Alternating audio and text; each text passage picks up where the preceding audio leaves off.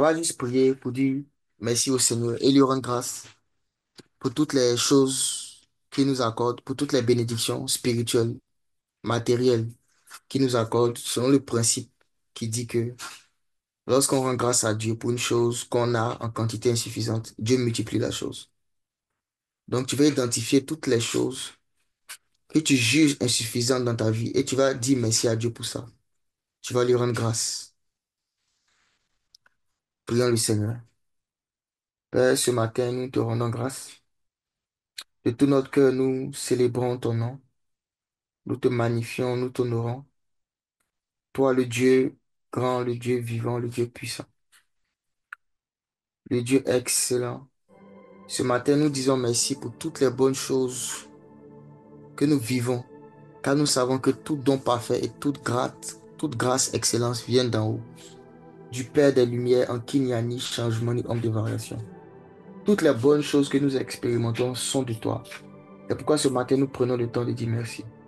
Et la plus précieuse d'entre elles, Seigneur, c'est la capacité et le droit d'avoir accès à ta présence. Merci pour le sacrifice de l'agneau qui nous a introduits dans le sein du Père. Avec nos propres œuvres, avec notre propre piété, nous n'étions pas capables d'avoir accès au lieu saint du Père. Ce lieu-là qu'on appelle le lieu secret. Là où nous pouvons nous approcher avec assurance du trône de la grâce. Nous étions incapables, de par nos propres œuvres, de nous approcher d'un tel lieu. Mais le sang de l'agneau a fait un chemin. Par son sang, il a ouvert la voie à ce que des multitudes puissent entrer en alliance avec le Dieu d'Abraham. Et aujourd'hui, nous sommes enfants de Dieu et nous avons accès au sein du Père. Et nous te disons merci, Seigneur Jésus, de ce que tu nous as donné accès à la présence de Dieu. Merci pour le sang qui a été versé, par lequel nous avons été lavés, nous avons été rachetés, nous avons été justifiés, nous avons été glorifiés. Te disons merci pour la santé que tu nous donnes. À chacun d'entre nous connectés ce matin, Seigneur, la vie de Dieu agit dans notre corps physique. Si nous sommes encore en vie, c'est parce que ton souffle ne nous a pas été retiré. Et si ton souffle ne nous a pas été retiré, c'est parce que ta main de protection est sur nous. Merci pour la santé que tu nous accordes. Merci pour tous ceux-là qui nous écoutent ce matin, se sentant malades dans leur corps, ayant des douleurs dans leur corps. Merci de ce que déjà, il y a plusieurs parties de leur corps qui sont en bonne santé. Merci de ce que les parties encore, Père, qui ne sont pas forcément en bonne santé, les parties du corps qui ressentent des douleurs, pendant que nous sommes dans cette atmosphère, dans cette présence, Seigneur Jésus, pendant que nous écoutons ce que nous allons écouter ce matin, nous te disons merci de ce que tu touches encore ces personnes-là. Merci pour toutes ces personnes qui sont chargées. Tu as dit, venez à moi, vous qui êtes fatigués et chargés, je vous donnerai du repos. Merci parce que c'est toi qui donnes le repos. Ce n'est pas la disparition des problèmes qui donne le repos. Ce n'est pas le fait que tout va bien dans notre vie qui donne le repos, mais c'est la présence de celui qui est le repos, qui donne le repos. Alors je prie ce matin que Père, tu nous rendes encore conscients de ta présence en ce lieu. Merci pour cette présence extraordinaire que tu nous donnes, que tu nous fais vivre, que tu nous fais expérimenter. Selon qu'il est écrit, je suis avec vous tous les jours jusqu'à l'achèvement de l'âge. Et tu es avec nous, pas parce que nous prions, pas parce que nous jeûnons, mais parce que tu l'as promis, parce que tu l'as dit. Et tout ce que tu dis, tu veilles sur ce que tu dis pour l'accomplir. Et il n'y a aucune parole qui sort de ta bouche qui retourne à toi sans avoir accompli son effet. Parce que tu n'es pas un homme pour mentir, ni un fils d'homme pour te repentir. Alors nous croyons que cette parole que tu as dite, que tu es avec nous tous les jours, cette parole est véridique et elle est véritable. Merci encore pour ta présence dans nos vies. Nous te rendons grâce. Merci Père, que ton nom soit célébré, ton nom soit loué. Merci de ce que tu nous rends productifs. Tu nous rends, Seigneur Jésus-Christ, puissant, fort en toi, au nom de Jésus. Amen. Amen. Amen. Gloire à Jésus. Donc, c'est une habitude que chacun de nous doit prendre. Toutefois que tu vas te retrouver dans une situation où tu as l'impression que ce que tu as est en quantité insuffisante, rends grâce à Dieu pour ça. C'est ce que le Seigneur Jésus-Christ a fait. Il a pris les 2 pains, les 5 pains, pardon, et les 2 poissons, qui étaient insuffisants pour nourrir toute cette foule. Il a rendu grâce au Père. Par là, il nous a montré un chemin. Il a dit, je suis le chemin. Ce qui veut dire que dans sa vie, dans ses paroles et dans ses actions, on voit les manières dont on peut obtenir des choses de Dieu. On voit les formules. Le chemin, ça veut encore dire la formule. Ça veut encore dire le moyen. Ça veut encore dire la voie. Donc, dans la vie de Jésus, on voit les manières par lesquelles on peut expérimenter les bénédictions abondantes de Dieu. Et lorsqu'on voit le principe de la multiplication, ce qui a précédé ce principe-là est un principe, le principe de l'action de grâce. Et le Seigneur Jésus-Christ a rendu grâce et Dieu a multiplié. Et la réaction naturelle de l'homme charnel, quand il est dans l'insuffisance, c'est se lamenter, c'est se plaindre, c'est de parler à Dieu pour dire pourquoi moi, c'est se lamenter auprès de Dieu et se plaindre. Mais la réaction spirituelle de l'homme spirituel, lorsqu'il est dans le manque, c'est de dire merci à Dieu et de lui rendre grâce pour ce qui est là. Donc, mettez ça en pratique, ce que je viens d'expliquer. Ce matin, on va commencer notre partage dans la continuité de ce que nous avons dit le vendredi passé. Donc, le thème qui nous réunit ici, c'est grandir en sagesse par la parole et par le jeûne. Et j'avais pris le temps d'expliquer un peu que notre capacité à pratiquer une chose dépend fortement de notre connaissance des bienfaits que nous donne la chose. Quand tu ne connais pas les bénéfices d'une chose, tu vas te retrouver dans des situations où tu as du mal à pratiquer la chose en question. Je vous donne un exemple simple. Si je pose la question ici, qui a du mal à retenir des versets bibliques? Est-ce qu'il peut voir des réponses en commentaire? Qui pense qu'il a du mal à retenir des versets bibliques? Ok. Il y a plein de moi. Ok, super. Donc, on voit qu'il y a de nombreuses personnes qui ont du mal à retenir les versets. D'accord. Très bien. Maintenant, si vous tous qui avez dit moi, si je vous dis par exemple, d'aujourd'hui à mercredi, si vous êtes capable de retenir 3 versets, je vous donne 30 millions de francs CFA. Qui pense qu'il ne pourra pas? Qui pense qu'il ne pourra pas? Si j'ai dit d'aujourd'hui à mercredi, tu retiens 3 versets et tu as 30 millions, qui pense qu'il ne pourra pas? Mais vous voyez que vous êtes des comédiens, vous qui avez dit moi. Vous êtes des comédiens. Vous voyez qu'en réalité, c'est pas que vous ne pouvez pas retenir, c'est parce que vous pensez que ça ne va pas vous apporter grand-chose de retenir. Ou bien vous ne savez pas ce que ça va vous apporter. Parce que je vous dis, retenir un passage de la Bible vaut plus que 30 millions. Mais comme vous n'êtes pas conscient de ça, vous ne le faites pas. Donc en réalité, c'est je gagne quoi? Je gagne quoi dedans? Est-ce que c'est pour juste retenir les passages de la Bible comme ça puis c'est fini? Je gagne quoi? Donc c'est ce que tu vas savoir, que tu vas gagner là. C'est ce qui va te motiver à retenir. Donc il n'y a personne ici qui a une mémoire de bon, moi je ne suis pas trop allé à l'école donc je ne peux pas retenir. C'est pas vrai. Parce qu'à partir du moment où je mets l'argent en jeu, une forte somme d'argent, toi-même, il y en a même qui disent même 5 même, je suis prêt. Il y en a même qui disent 10 même, je suis prêt. Des gens qui disaient que ah, verser là, j'arrive pas à retenir. Quand tu mets une somme d'argent, ils te disent même 10 versets, je peux. Ça prouve que, en réalité, c'est une question de volonté. Et la volonté, là, c'est dû à quoi? À la connaissance de la récompense. Donc, je prends ça pour illustrer le fait que plus tu vas connaître les bénéfices, les récompenses d'une chose, plus tu seras motivé à faire. Donc, quand tu vois que tu n'es pas capable de faire quelque chose, il faut sortir de la mentalité de non, je n'ai pas la force ou je n'ai pas la capacité. Mets-toi dans la mentalité de je ne connais pas assez les bénéfices de la chose. Je ne connais pas assez les bénéfices de la chose. Si tu es dans une chose que tu n'arrives pas à faire, ne te mets pas dans la tête que c'est parce que tu ne peux pas. La vérité est que c'est parce que tu ne connais pas les bénéfices de la chose. C'est pourquoi tu n'arrives pas à faire.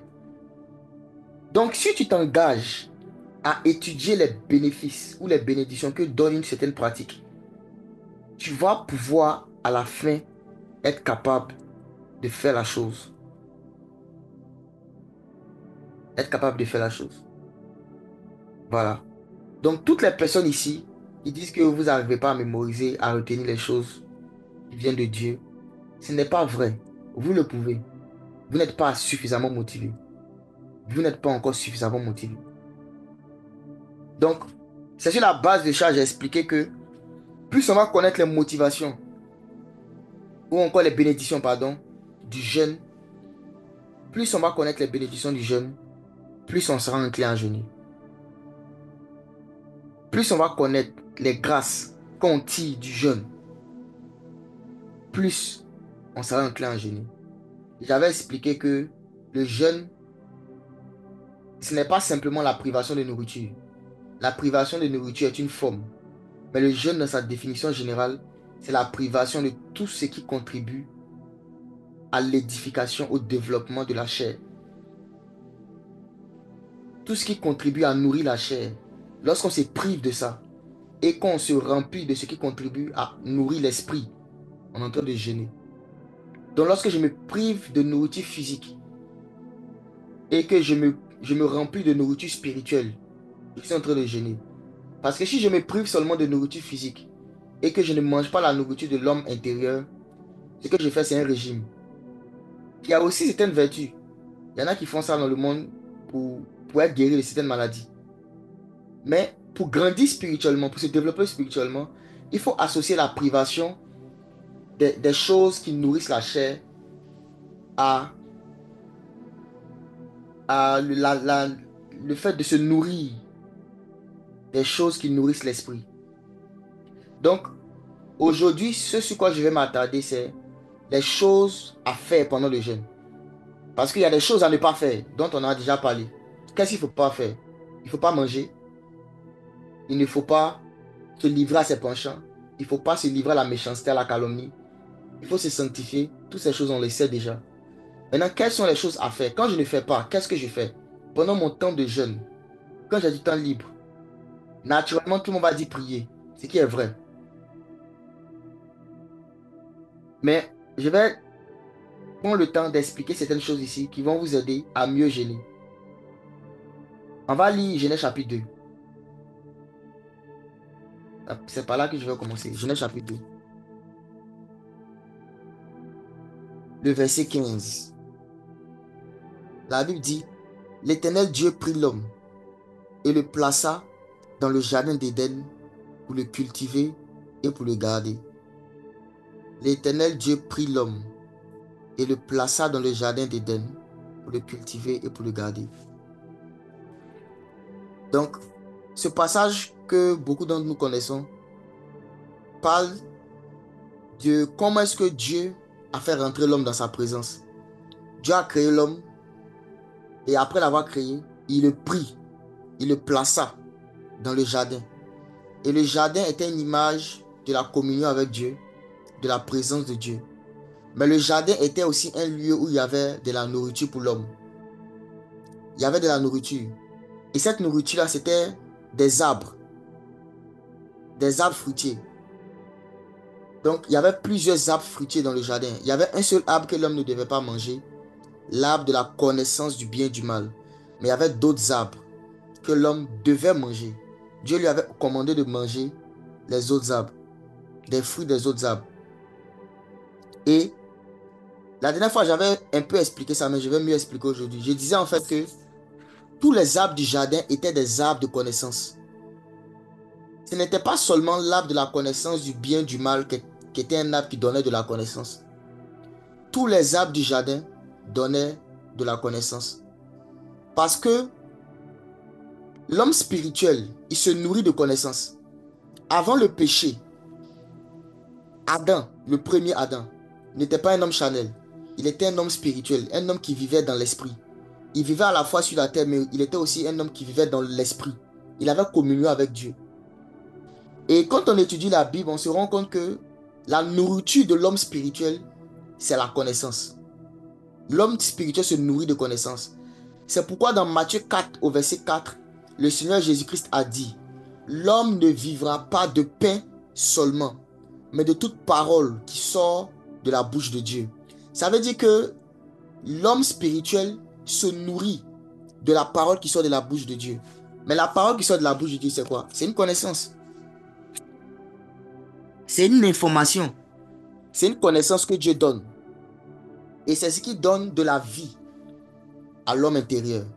Et même si on regarde bien attentivement, la nourriture physique aussi, c'est un ensemble d'informations. Si on veut regarder dans le détail. Parce que dans la nourriture physique, il y a ce qu'on appelle des nutriments, des vitamines, qui sont comme des informations qui sont reconnues par le corps. Donc quand tu manges par exemple du pain ou tu bois du lait, quand tu digères, ton organisme sépare les nutriments des déchets. Et les nutriments vont dans le sang. Et quand le sang voit les nutriments, il reconnaît en fait que ça, c'est un nutriment. C'est une chose qui est bonne pour moi, pour mon développement. Donc c'est une forme d'information qui est donnée à ton corps physique. Mais cette chose-là est beaucoup plus visible dans le monde spirituel. L'homme spirituel se nourrit d'informations. C'est pourquoi l'âge d'un homme spirituel ne dépend pas du temps. L'âge d'un homme physique dépend premièrement du temps. Mais l'âge d'un homme spirituel ne dépend pas du temps. Ça dépend de la quantité d'informations qu'il a emmagasinées. Oui. Quelqu'un peut naître de nouveau en 1980. Et puis, il n'emmagasine pas suffisamment d'informations sur Dieu. Et puis, quelqu'un vient après, il naît de nouveau en 2010. 30 ans plus tard. Et en 5 ans, il cherche Dieu sérieusement. Il mémorise les informations sur Dieu. Il mémorise la parole de Dieu. Il met en pratique les commandements de Dieu. En 2015, 5 ans après la conversion de celui qui est né de nouveau en 2010, celui qui est né de nouveau en 2010 pourra être considéré même souvent comme père dans la foi de celui qui est né de nouveau en 1980. Pourquoi? Parce qu'il a emmagasiné la connaissance de Dieu. Et l'âge d'un homme spirituel se mesure à sa quantité d'informations sur Dieu qu'il a emmagasiné. C'est ça la nourriture de l'homme intérieur. Donc ceux qui n'aiment pas la parole, qui n'aiment pas l'enseignement, qui n'aiment pas la lecture biblique, l'étude biblique, la méditation de la parole de Dieu, ou l'écoute du Saint-Esprit, et mettent en pratique ce que Dieu dit, vous n'allez pas grandir spirituellement. Vous n'allez pas grandir. Parce que l'âge d'un homme spirituel, c'est la quantité de lumière qu'il a. Et la lumière, c'est la parole de Dieu. Donc quand tu emmagasines la parole, tu es en train de manger. Tu es en train de manger. C'est pourquoi même dans Jean chapitre 6, le Seigneur identifie sa parole au pain. Il a dit, je suis le pain qui est descendu du ciel. Celui qui me mange à la vie. Celui qui me mange à la vie. Et après, il dit, les paroles que je vous dis sont esprit et vie. Donc, la connaissance, c'était la nourriture d'Adam. C'est pourquoi tous les arbres du jardin, c'était des arbres de connaissance. Mais ils donnaient des connaissances dans divers domaines. Dans divers aspects du monde spirituel et de la terre. Chaque chose qu'il mangeait lui donnait une connaissance. Une connaissance sur Dieu, une connaissance sur lui-même, une connaissance sur le monde qui l'entourait. Maintenant, l'arbre de la connaissance du bien et du mal donnait une connaissance qui concerne le bien et le mal. Donc, il était spécifique à cause du type de connaissance qu'il donnait. L'arbre de la connaissance du bien et du mal était particulier à cause du type de connaissance qu'il donnait. Mais tous les autres arbres donnaient la connaissance. Même l'arbre de la vie était aussi une connaissance. On va lire ça, Jean 17. Regardons ce que la Bible dit. Jean 17, le verset 3. Jean 17, le verset 3. Or, la vie éternelle, c'est qu'ils te connaissent toi, le seul vrai Dieu, et celui que tu as envoyé, Jésus-Christ. Or, la vie éternelle, c'est qu'ils te connaissent toi, le seul vrai Dieu, et celui que tu as envoyé, Jésus-Christ. Donc, la vie éternelle, c'est la connaissance. La connaissance.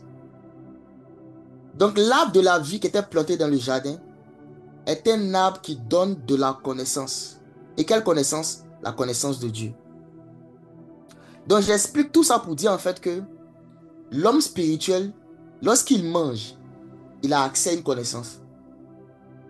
C'est pourquoi, quand les gens veulent communiquer la sorcellerie à quelqu'un, on veut lui donner une connaissance. Mais cette connaissance, ça ne se fait pas par des livres. On lui donne à manger. Et lorsque la personne mange la nourriture dans un songe ou dans une vision ou dans un lieu particulier, une nourriture spirituelle, mais sous forme physique, cette personne a accès à des connaissances du monde spirituel et à des connaissances des pratiques de la sorcellerie, sans qu'on lui ait enseigné, sans qu'on lui ait fait des cours, sans que cette personne ait lu des livres. Juste en mangeant une nourriture, la personne déjà connaît. Et on voit dans la Bible plusieurs fois, Dieu donnait à des prophètes des rouleaux qu'ils devaient manger. Et à partir des rouleaux qu'ils mangeaient, ils commençaient à prophétiser. Ça veut dire que pendant qu'ils ingurgitaient ces choses-là, cette nourriture qu'ils mangeaient, cette nourriture produisait en eux de la connaissance. Et cette connaissance-là, maintenant, faisait qu'ils prophétisaient. Donc Dieu, il avait interdit au premier Adam et à sa femme de ne pas manger l'arbre de la connaissance du bien et du mal. Mais ils pouvaient manger tous les autres arbres qui donnaient accès à une autre forme, à une autre connaissance que Dieu voulait qu'ils aient. La connaissance que Dieu ne voulait pas qu'ils aient, c'est la connaissance du bien et du mal. C'est-à-dire que l'expérience du mal. L'expérience du mal. Parce que dans l'esprit, il y a la vérité et il y a le bien et le mal. La vérité, c'est Jésus-Christ. Et tout ce qui concerne Dieu. Et le bien et le mal, c'est le mélange. Et c'est ce que Satan propose. Satan n'est pas seulement quelqu'un qui propose le mal. C'est pas vrai. Satan mélange. Il est l'auteur de la confusion. Satan, c'est celui qui mélange ce qui est bien avec ce qui est mal.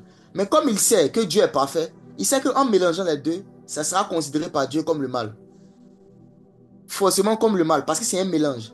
Donc la connaissance du bien et du mal, Dieu ne voulait pas que l'homme ait accès à cette connaissance-là pour ne pas avoir l'expérience du mal comme Satan avait fait. Mais il voulait qu'ils aient accès à toutes les autres connaissances. Donc, j'espère que ce que je viens d'expliquer là, c'est bien clair dans l'esprit de tous ceux qui m'écoutent avec attention. Parce qu'il y en a qui ne m'écoutent pas avec attention. Ils sont distraits. Donc, j'espère que ceux qui m'écoutent avec attention, c'est clair dans votre esprit. Que quand tu manges en tant qu'un esprit, c'est une connaissance que tu acquiers. Une connaissance. Quand tu manges. C'est pourquoi même le repas du Seigneur, le pain et le vin, quand on prend, ce n'est pas juste comme ça des éléments naturels qu'on prend. C'est une révélation de Christ qu'on est en train de manger. Voilà pourquoi, quand ceux qui pratiquent régulièrement le repas du Seigneur, vous allez voir que votre compréhension de la Bible sera très, très pointue. Quand tu as l'habitude de manger le pain et de boire le vin dans la communion fraternelle, même pendant le temps même où vous prenez le repas du Seigneur, le Seigneur commence à donner des révélations de la parole. Pourquoi? Parce que un homme spirituel, ce qu'il mange là, c'est une connaissance. Donc, j'avance maintenant, après avoir posé ce fondement. Et Dieu a mis Adam dans le jardin pour deux choses. On a lu dans Genèse 2, verset 15. Il devait cultiver et garder. Cultiver, ça part du fait qu'il devait planter de nouveaux arbres qui allaient donner de nouveaux fruits. Et garder veut dire qu'il devait conserver les anciens qui étaient déjà là. Donc, en même temps qu'il devait étendre le jardin, il devait aussi protéger. Étendre et protéger. Étendre et protéger. Ça parle du fait de chercher à connaître davantage. Et en même temps, conserver les anciennes connaissances que tu as déjà reçues. Donc, dans la communion avec Dieu, on cherche à connaître Dieu davantage, mais aussi, on ne doit pas oublier les choses de Dieu qu'on a déjà connues. Cultiver, c'est accéder à de nouvelles révélations. Garder, c'est protéger les anciennes révélations. Et c'est les deux missions que Dieu a données à l'homme lorsqu'il l'a mis dans le jardin.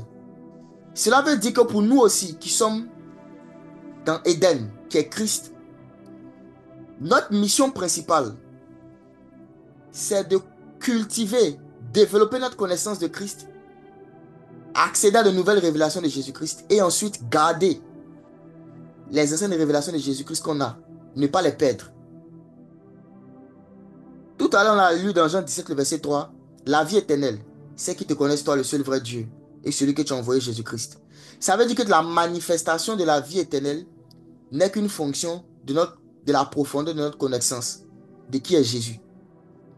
Si tu ne connais pas qui est Jésus-Christ, tu n'as pas une profonde révélation de qui il est. Ta capacité à manifester la vie de Dieu qui est en toi sera limitée. Cette capacité-là est multipliée par la connaissance de Dieu. Cette capacité qu'on appelle la grâce, elle est multipliée par la connaissance de Dieu et de celui qui l'a envoyé, Jésus-Christ. Je vais montrer un autre passage encore qui le dit, et puis je vais avancer. Faire le lien maintenant avec le jeûne. 2 Pierre chapitre 1, le verset 2. 2 Pierre chapitre 1, le verset 2. Que la grâce et la paix vous soient multipliées par la connaissance de Dieu et de Jésus notre Seigneur. Que la grâce et la paix vous soient multipliées par la connaissance. Ça veut dire que la grâce est une chose tangible. C'est comme de l'argent que tu peux multiplier. Mais le moyen par lequel tu multiplies ça, c'est quoi? C'est par la connaissance de Dieu, de notre Seigneur Jésus-Christ. Pourquoi il parle de Dieu et de Seigneur Jésus-Christ, sachant que Jésus est Dieu? C'est pour parler des deux aspects du Christ. Il est Dieu et il est homme. Donc il faut connaître Dieu comme Dieu, il faut aussi connaître Dieu comme homme. Parce que Jésus-Christ est venu révéler le Père, Dieu, mais il est aussi venu révéler l'homme. Dans la vie de Jésus-Christ, on voit qui est Dieu, mais dans la vie de Jésus-Christ aussi, on voit qui est l'homme. Si tu ne vois que Jésus-Christ comme Dieu, tu vas manquer beaucoup de bénédictions. Parce qu'il y a beaucoup de choses qu'il a faites parce qu'il est homme. Pour te dire que toi aussi, homme, tu peux faire. Il y a des choses aussi qu'il a faites parce qu'il est Dieu. Donc, il y a ces deux dimensions de sa personnalité qu'il faut connaître. C'est pour ça que l'apôtre Paul dit ici que la grâce et la paix vous soient multipliées par la connaissance de Dieu et de notre Seigneur Jésus-Christ. Donc, connaître la divinité et l'humanité du Messie. C'est les deux choses-là qui sont les sujets les plus importants. Du moment où tu es né de nouveau, à partir du jour où tu es né de nouveau, dis-toi que ta destinée, ceux qui cherchent leur destinée là, leur destinée aujourd'hui, j'ai une bonne nouvelle pour vous. Votre destinée est simple. C'est grandir dans la connaissance de Dieu et de votre Seigneur Jésus. C'est ça votre destinée. Quand tu te lèves le matin, dis-toi que le but de ma vie là, c'est de connaître qui est Jésus. Parce que la connaissance de Jésus-Christ va avoir des effets. Ce n'est pas juste des informations que tu vas avoir. Ça aura un effet sur les résultats que tu vas produire dans la vie. Il dit que la grâce et la paix vous soient multipliées par la connaissance. Quand tu connais Jésus-Christ comme la porte, il dit je suis la porte. Si tu connais vraiment cette révélation de Jésus-Christ comme étant la porte, il n'y a aucun entretien d'embauche auquel tu vas échouer. Si tu as cette révélation, je ne vais pas parler de ça aujourd'hui, mais je te dis juste que si tu connais ça, tu ne vas pas aller à un entretien d'embauche et puis tu vas échouer. Si tu marches avec celui qu'on appelle la porte, si tu connais Jésus-Christ comme le feu dévorant, il n'y a aucun démon qui va t'approcher quand tu vas dormir. C'est ton manque de connaissance de qui est Jésus qui fait que quand tu vas dormir, tu as peur. Parce que tu ne sais pas que Jésus-Christ, là, il fait peur aux démons. Il a fait peur. Donc, entre lui et les démons qui fait plus peur que son ami, Jésus-Christ est plus effrayant que les démons. Et ce Jésus-Christ-là, il habite en toi. Quand tu n'as pas cette révélation de Jésus-Christ comme le feu dévorant, tu auras peur. Donc, je donne ces deux exemples-là pour dire en fait que 99,99% des problèmes des chrétiens est rattaché à leur manque de connaissance de qui est Jésus. On ne sait pas qui est Jésus. On ne sait pas qui est Jésus. 99,99% des enfants de Dieu ne savent pas qui est Jésus. Quand tu connais Jésus-Christ comme étant le grand prêtre, tu ne vas plus chercher un prophète pour te dire ce que Dieu pense de toi. Parce que le grand prêtre t'a introduit dans la présence du Père. Il a fait le sacrifice et il t'a emmené devant le trône. Donc toi-même, tu peux parler face à face. Tu peux parler en direct avec Dieu. Mais quand tu n'as pas la révélation de Jésus-Christ comme étant le grand prêtre, tu vas chercher quoi? Des prophètes. Parce que la Bible dit qu'il y a un seul intermédiaire entre Dieu et les hommes. Jésus-Christ homme, le souverain sacrificateur. C'est lui qui est l'intermédiaire. Et il a fait cette intermédiation au moyen de son sang. Donc quand tu es ignorant de ça, tu ne peux pas avoir assurance que si tu poses une question, Dieu va te répondre. Quand tu ne connais pas Jésus-Christ, comme l'agneau de Dieu qui ôte le péché du monde. Tu vas te voir comme un pécheur. Alors que tu es appelé saint par Dieu. Parce que tu ne comprends pas ce qu'on appelle il ôte le péché. Ôter, ôter. L'agneau de Dieu qui ôte. Quand on dit qu'il a ôté le péché, il a ôté. Ça veut dire qu'aux yeux de Dieu, le prix du péché a été payé. Et la seule chose qui te manque pour accéder à ça, c'est la repentance et la foi. Donc quand ces deux choses-là sont là, Dieu ne peut pas ne pas te pardonner. Parce que si Dieu ne te pardonne pas, Dieu devient un pécheur lui-même. Si Dieu ne pardonne pas quelqu'un qui se répand sincèrement, qui croit en Jésus, Dieu devient un pécheur. Il enfreint la loi. Parce que la loi dit que à cause du sacrifice de l'agneau de Dieu qui ôte le péché du monde, Dieu ne peut pas ne pas te pardonner. Mais quand tu n'as pas cette révélation de Jésus-Christ comme étant l'agneau de Dieu, quand tu pêches, tu as l'impression que Dieu maintenant a décidé de t'envoyer en enfer. Et que même si tu te réponds, il ne va pas te pardonner. C'est le manque de connaissances. Si vous savez vraiment qui est Jésus, si vous comprenez vraiment qui il est et qu'il habite en vous, il y a 99,99% de vos problèmes qui vont s'arrêter. Et vos prières vont se transformer en action de grâce continuelle. Vous allez passer votre temps à lui dire merci.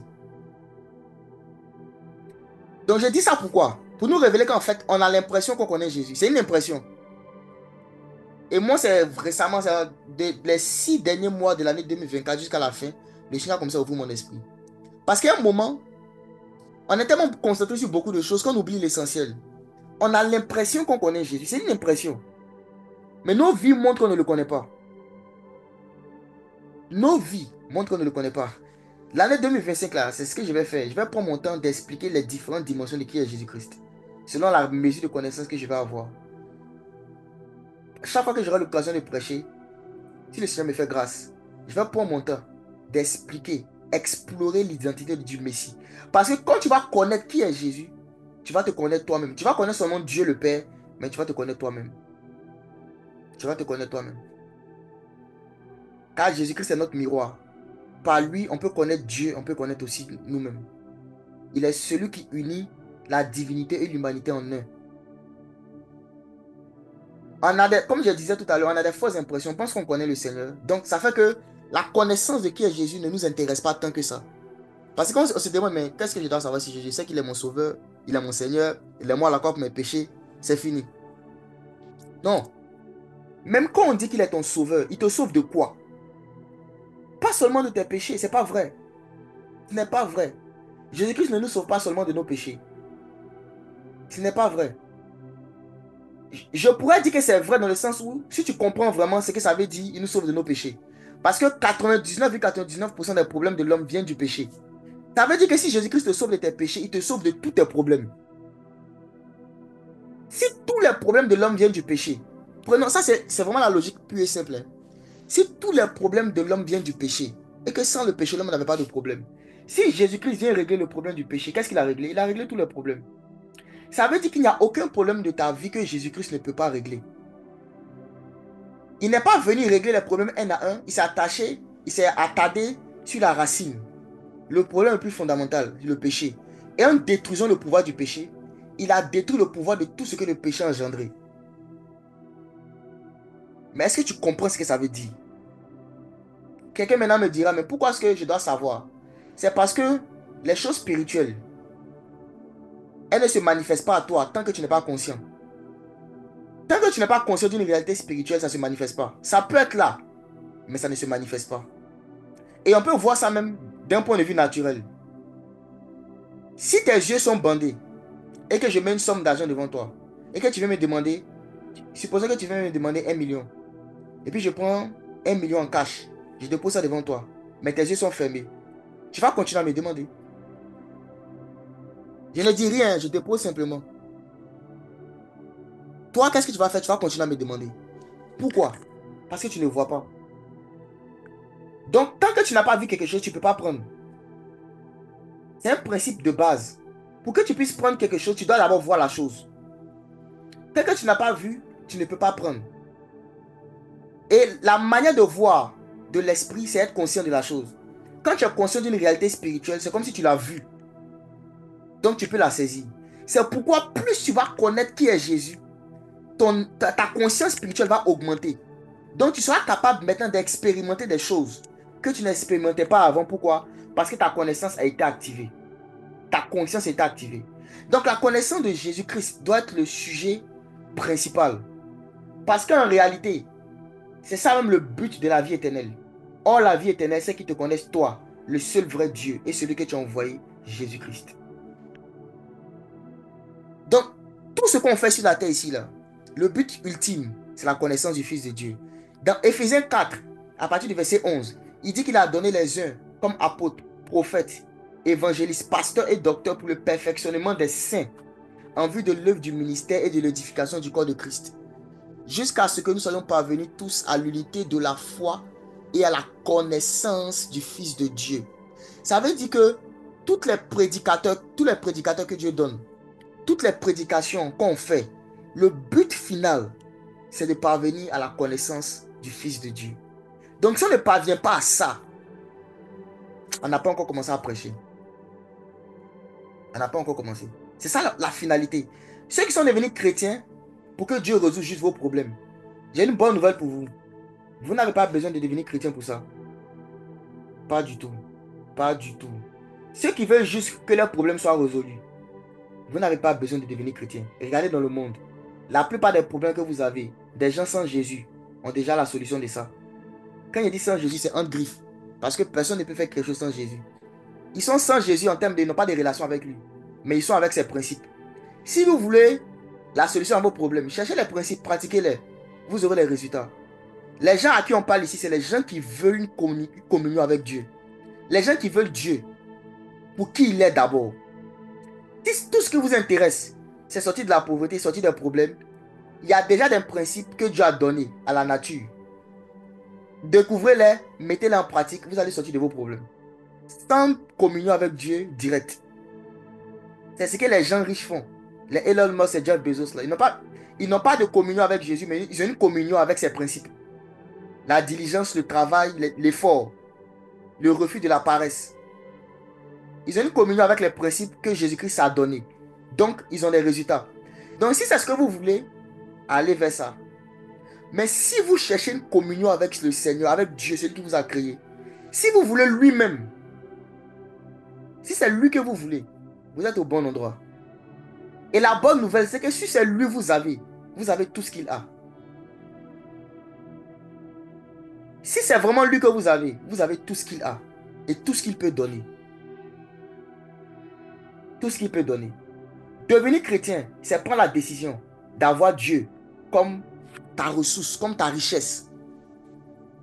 Avoir Dieu comme sa richesse vaut mieux qu'avoir des millions en compte en banque. Avoir Dieu comme ta... C'est-à-dire, ton compte là, c'est Dieu qui est dedans. Ton compte bancaire là, c'est Dieu. Ta richesse, c'est Dieu. Ton argent, c'est Dieu. Ça vaut mieux qu'avoir des billets de banque. Parce que si Dieu est ta richesse, tu as tout. Parce qu'il y a des choses que l'argent ne peut pas acheter. Mais Dieu crée tout. Il peut tout. Il est tout puissant, il est tout sachant, il fait tout. Donc avoir Dieu comme ta richesse, c'est la plus sage décision qu'un homme peut prendre sur la terre. Et celui qui veut avoir Dieu comme sa richesse, il doit s'intéresser à la connaissance de qui est Jésus-Christ. C'est ça la nourriture de l'homme spirituel. Et la Bible dit que tu dois cultiver et garder ça. Maintenant, après 40 minutes, j'explique maintenant quel est le lien de ce que je viens de dire, le jeûne. Qu'est-ce que le jeûne fait? Le jeûne, c'est le restaurant. Quand tu veux manger,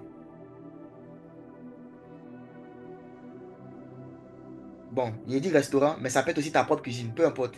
C'est un lieu où tu as accès à plusieurs plats différents et tu choisis quoi manger. C'est une salle, c'est une atmosphère dans laquelle tu te mets et dans laquelle tu as accès à plusieurs plats. Le jeûne est un peu comme un restaurant dans le sens où le jeûne est une disposition, est une atmosphère dans laquelle on se met pour mieux manger la connaissance de Dieu, pour mieux manger la parole de Dieu, pour mieux être en communion avec la révélation de Jésus. Parce que lorsqu'on jeûne, le jeûne permet à ce que l'activité de l'âme et l'activité de la chair s'éteignent. C'est pour ça que la Bible parle de quand on jeûne, on humilie l'âme. Ça veut dire que tu te prives de nourriture physique mais tu humilies ton âme et tu affaiblis ta chair. Ce qui fait que ton esprit prend le dessus sur ton être et il est beaucoup plus réceptif à ce que Dieu va dire. Tu te mets dans une disposition pour mieux écouter ce que Dieu va te dire. Lorsque tu seras en train de lire la Bible, lorsque tu seras en train d'écouter des enseignements, de lire des livres chrétiens, lorsque tu seras en train de méditer sur les paroles de Jésus. C'est une atmosphère qui facilite l'absorption de nourriture physique, spirituelle. Ça facilite. Quand tu es un jeune et que tu prends la parole de Dieu, ça donne un accès direct à ton cœur. Ceux qui ont du mal à mémoriser les versets, voici, je suis encore sur vous. Je suis encore sur vous. Si vous essayez de mémoriser les versets dans une atmosphère de jeûne, vous allez vous rendre compte d'une certaine facilité. Vous aurez une certaine facilité à le faire. Quand vous privez de nourriture et vous cherchez à manger la parole de Dieu, il y aura une certaine facilité avec laquelle vous allez faire ça.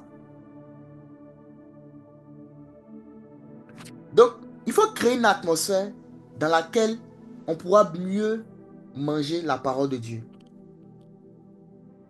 Donc, je me prive des choses qui vont nourrir ma chair pour m'adonner aux choses qui vont nourrir mon esprit. Et la chose qui nourrit d'abord mon esprit, c'est la parole de Dieu. Ce n'est pas la prière. Oui, ce n'est pas la prière qui nourrit l'esprit de l'homme. Ce n'est pas la prière. Dans Matthieu 4, le verset 4, le Seigneur Jésus a dit, l'homme ne vivra pas de pain seulement, mais de toute parole qui sort de la bouche de Dieu. La prière n'est pas ce qui nourrit l'esprit. C'est la parole qui sort de la bouche de Dieu. Mais la prière est ce qui va te permettre d'accéder à la parole qui sort de la bouche de Dieu. La prière, c'est un peu comme le téléphone. Le téléphone que tu lances le numéro de Dieu et quand Dieu décroche, ce qu'il va te dire là, c'est ça qui va changer ta vie. Ce sont les informations que Dieu va déposer dans ton esprit pendant que tu pries. C'est ce qui va changer ta vie. Donc, il ne faudrait pas voir la prière comme une fin en soi. La prière est un moyen. La fin en soi, c'est la parole qui sort de la bouche de Dieu. La finalité, c'est ce que Dieu va dire. Et ce que Dieu va dire n'est pas forcément quelque chose qui va passer par ton intellect. Tu peux être en train de parler en langue et Dieu te parle. Parce que lorsqu'on parle en langue, la Bible dit qu'en esprit, on dit des mystères. Donc, pendant que tu parles en langue, tu es en train de te parler à toi-même. Dieu te parle au travers de ta propre bouche. Mais ce n'est pas quelque chose que tu comprends par l'intelligence. C'est ton esprit qui comprend. Mais la chose qui va se passer, c'est que quand tu vas te retrouver dans une situation qui nécessite une sagesse, une inspiration bizarre, ça va te venir naturellement. C'est une chose qui va te venir naturellement. Tu seras au travail, on va poser un problème. Tout le monde réfléchit, personne n'a une solution. Et paf, une idée te vient à l'esprit. Et tu commences à expliquer. Et tout le monde est impressionné. Et toi-même, tu te poses la question, d'où me vient cette sagesse? Cette sagesse était téléchargée en toi pendant que tu parlais en langue. Dieu a utilisé ta propre bouche pour mettre une sagesse en toi, sans que tu ne le saches. Mais la sagesse est manifestée lorsqu'il y avait le besoin. Donc, quand on est en communion avec Dieu dans la prière, dans la parole, Dieu met en nous des paroles. Ça peut être des paroles qui ne passent même pas par notre intelligence. Ça ne passe même pas par notre compréhension naturelle. Mais ça rentre dans notre esprit.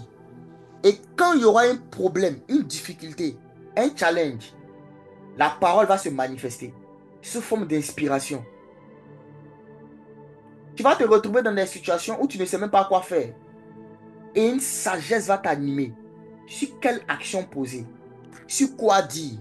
Et toi-même, tu vas te demander comment je savais qu'est-ce qu'il fallait faire.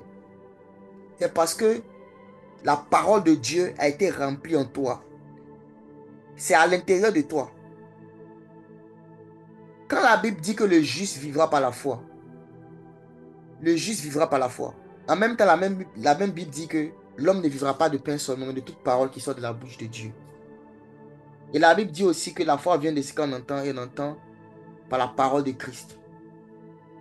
Ça veut dire que celui qui va s'attacher à la parole, celui qui est juste et qui va s'attacher à la parole, il sera naturellement une personne de foi. C'est-à-dire, la foi n'est pas quelque chose que tu vas penser. La foi n'est pas quelque chose que tu vas te forcer à avoir. La foi, elle sera ta vie. Tu vas vivre dans la foi. Pourquoi? Parce que tu as laissé la parole de Dieu rentrer à l'intérieur de toi. Le fait simplement de manger la parole de Dieu, tu peux avoir l'impression que rien ne se passe. Mais je te dis la vérité. Dans le monde spirituel, ta lumière brille plus. Ton visage brille plus. La Bible dit que la sagesse d'un homme fait briller son visage.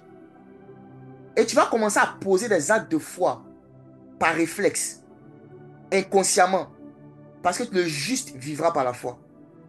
Lorsque Moïse était monté sur la montagne, il avait jeûné 40 jours. Et la Bible dit que Dieu lui avait donné des paroles. Juste des paroles. Il a parlé avec Dieu. Et pour Moïse, rien de particulier ne s'était passé. Moïse n'avait rien senti. Il n'avait rien senti de particulier sur lui.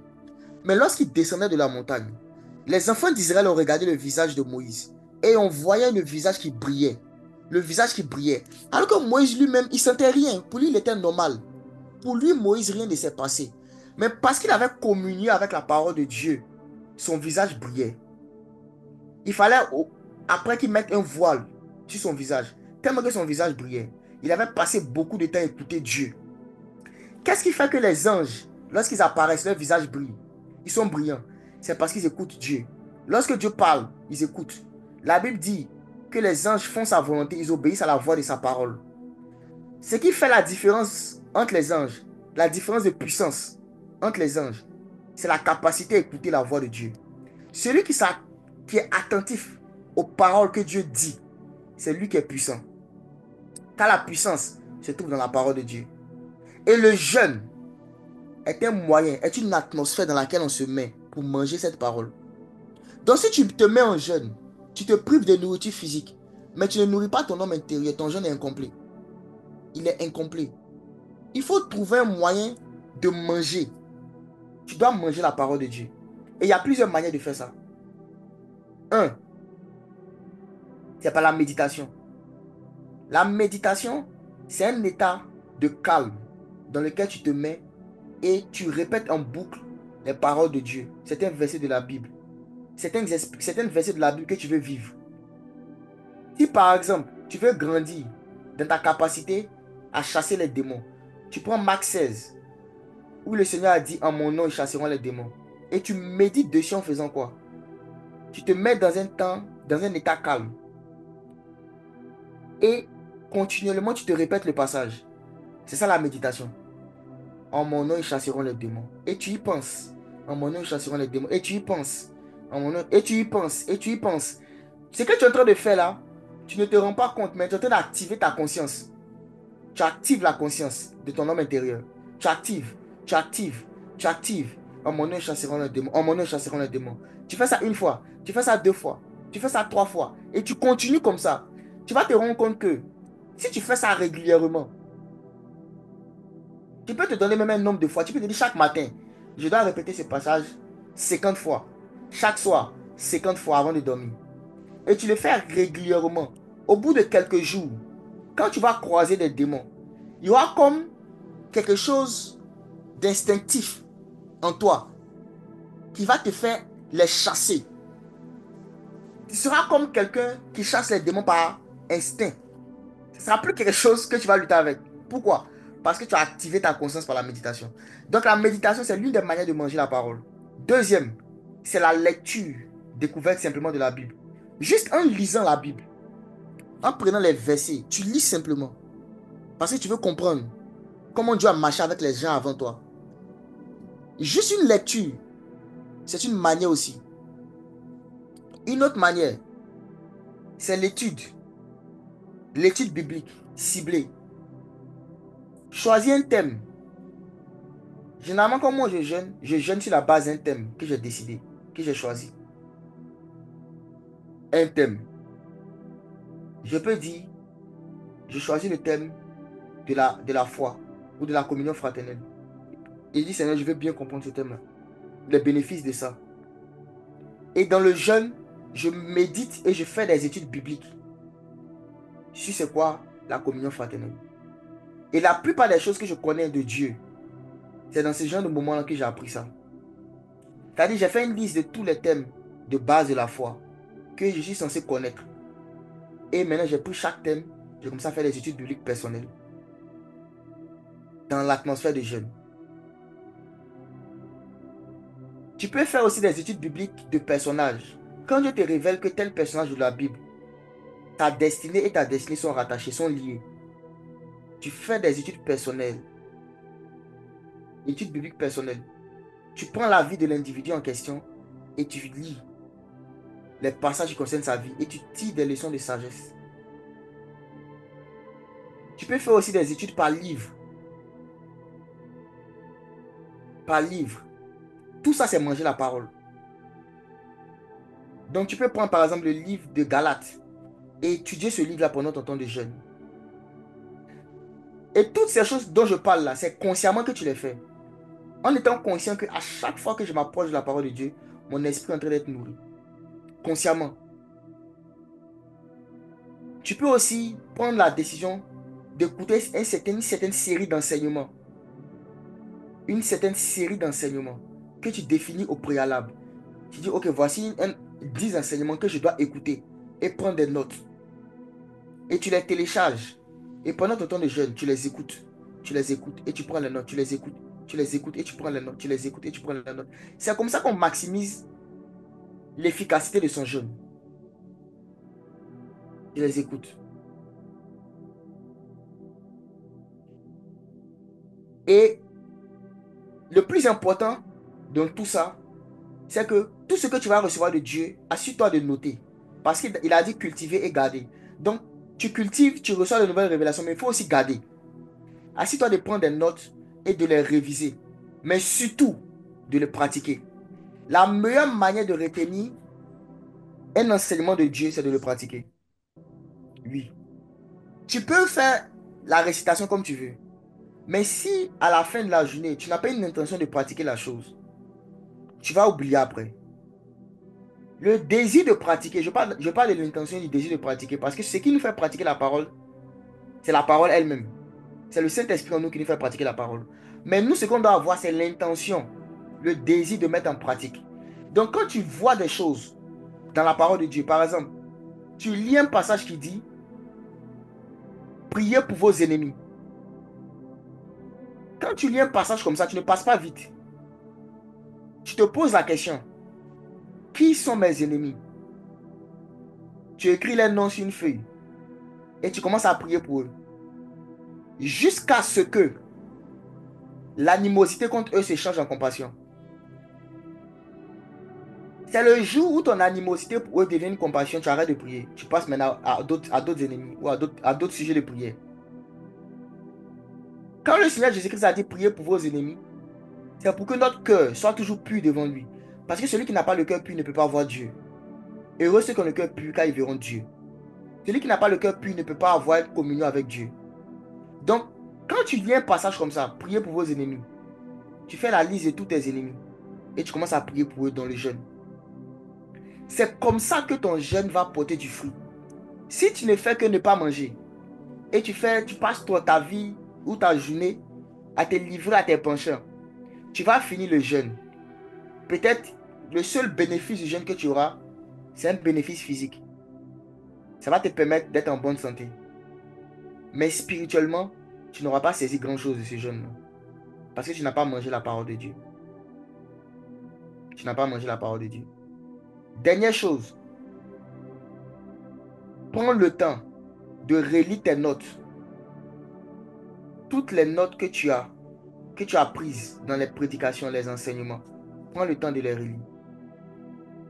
Prends le temps de les relire. Donc, on va s'arrêter là, on va prier. On va prier. Parce que j'ai déjà donné beaucoup d'éléments. Commencez à pratiquer ça d'abord. Demain, on va continuer. Par la grâce du Seigneur. On va prier et puis on va passer quelques informations. On va partir. Père, nous te rendons grâce. Merci pour ta fidélité. Merci pour ton amour. Merci, Père, de ce que tu as permis que nous puissions entendre ces vérités ce matin. Merci, Seigneur Jésus-Christ, de ce que tu nous bénis encore dans ta présence. Merci, Seigneur Jésus-Christ, de ce que, Père, tu as permis que nous puissions entendre ces choses. Nous prions que tu nous donnes la force de les pratiquer. Merci Saint-Esprit. C'est toi qui es l'auteur de la force au nom de Jésus. Amen.